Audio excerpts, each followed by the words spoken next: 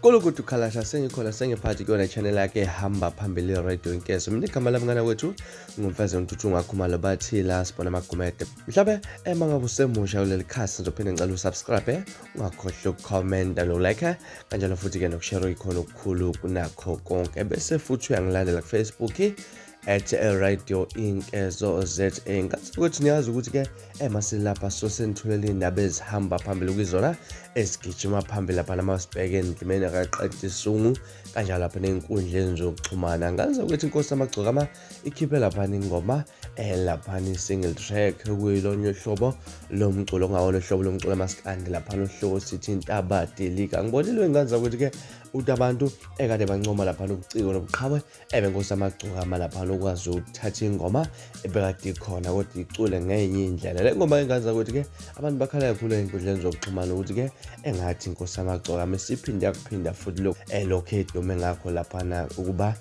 microwave ukazwe lonke. Ngaza ukuthi lezi ngoma ngaza ukuthi ke ngizokudlala zona zombili bese uyangitshela ukuthi uthini mhlawumbe kwakho ukuphawula ngalolu daba.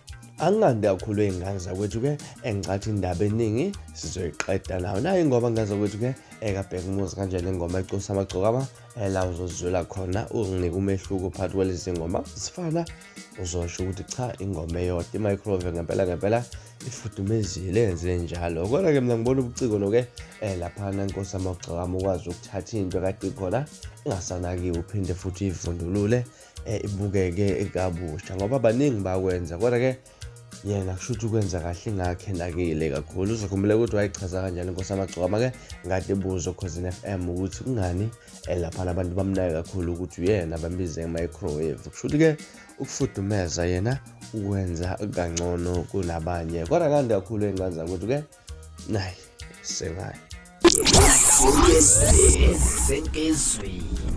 indaba dili ibane ngalena indaba zingisithile ngeke ngisho ukuthi ubani indaba dili ibane ngalena indaba dili ngibone ngalena indaba dili ngibone ngalena indaba dili ngibone ngale kwakho indaba zingisithile ngeke ngisho ukuthi ubani.